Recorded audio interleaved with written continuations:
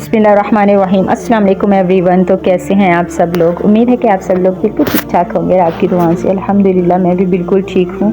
तो शुरू कर लेते हैं आज की स्टोरी।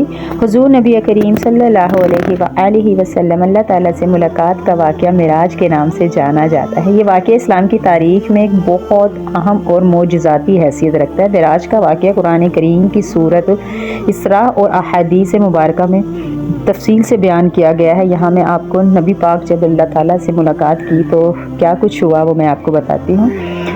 अल्लाह ताला ने हुजूर अकरम सल्लल्लाहु अलैहि वसल्लम को मक्का मुकरमा से बैतुल मुक़द्दस मस्जिद अक्सा तक रात के एक हिस्से में बुराक के ज़रिए ले जाया गया। ये सफ़र एक इंतहाई तेज़ रफ्तार और मोजज़ाती तरीके से हुआ।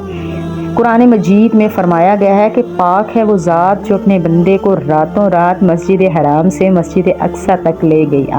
सुभान अल्लाह।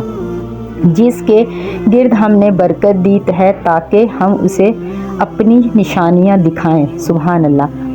मस्जिद अक्सा से आप सल्लल्लाहु अलैहि वसल्लम को आसमानों की तरफ ले जाया गया। आपने हर आसमान पर मुख्तलिफ अंबिया कराम से मुलाकात की।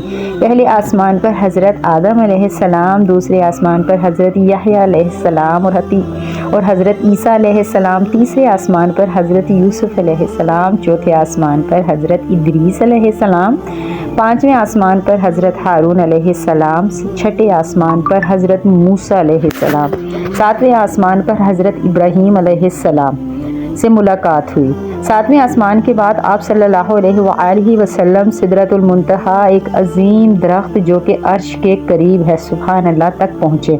यहाँ आपको अल्लाह ताला से शर्फ़ मुलाकात अता हुआ। सुभान अल्लाह। हदीस में ज़िक्र है कि यहाँ पर आप सल्लल्लाहु अलैहि वसल्लम को उम्मत के लिए नमाज का तोहफ़ा दिया गया, जो पहले 50 थी और बाद में हज़रत मूसा अलैहिस्सलाम के मशवरे पर कम होकर 5 रह गईं, लेकिन इनका अजर 50 नमाजों के बराबर होगा। मिराज ईमान का हिस्सा है और मुसलमानों के लिए रूहानी दर्स का ज़रिया है। इस वाक़ये से अल्लाह ताला की कुर्बत और बंदगी का दर्स मिलता है। नमाज को मिराजुल मोमिनीन कहा जाता है क्योंकि ये अल्लाह ताला से ताल्लुक़ का ज़रिया है। ये वाक़या रसूलुल्लाह सल्लल्लाहु अलैहि वसल्लम के मकाम नबूवत, अल्लाह ताला की कुदरत और दीन इस्लाम की हक़ानियत का मज़हर है। उस रात को रसूलुल्लाह सल्लल्लाहु अलैहि वसल्लम को अल्लाह ताला की कुर्बत का वो दर्जा अता हुआ जो किसी और को नसीब नहीं हुआ। सुभान अल्लाह। अल्लाह ताला की ज़ात को इंसान समझने से कासिर है। अल्लाह ताला कुरान करीम में फरमाता है, आँखें उसे नहीं पा सकती और वो आँखों को पा लेता है। सुभान अल्लाह। हुज़ूर नबी करीम सल्लल्लाहु अलैहि वसल्लम ने अल्लाह ताला को मेराज की रात देखा, लेकिन उसका तरीक़ा और कैफियत अल्लाह ही बेहतर जानता है। हज़रत आयशा रज़ी अल्लाह अन्हा फरमाती हैं, जिसने ये कहा कि मोहम्मद सल्लल्लाहु अलैहि वसल्लम ने अपने रब को देखा, उसने झूठ कहा। दूसरी तरफ बाज़ सहाबा और उलमा कहते हैं कि आप सल्लल्लाहु अलैहि वसल्लम ने अल्लाह ताला को नूर के पर्दे के पीछे देखा। हदीस में आता है, अल्लाह के दरमियान और उसके बंदे के दरमियान नूर का पर्दा था। सुभान अल्लाह, सुभान अल्लाह। मिराज की रात अल्लाह ताला ने हुजूर सल्लल्लाहु अलैहि वसल्लम से खुसूसी गुफ्तगू फरमाई। अल्लाह ताला ने फरमाया कि अगर कोई शख्स ईमान और नेक अमल के साथ मेरे सामने आएगा तो मैं उसके गुनाह माफ़ कर दूंगा। सुभान अल्लाह। मिराज की रात नबी करीम सल्लल्लाहु अलैहि वसल्लम को ये इख्तियार दिया गया कि वो क़यामत के दिन अपनी उम्मत के लिए शिफात करेंगे। माशाअल्लाह, सुभान अल्लाह। मिराज की रात हुजूर सल्लल्लाहु अलैहि वसल्लम को अल्लाह ताला की वो कुर्बत नसीब हुई जो किसी और नबी को नहीं मिली।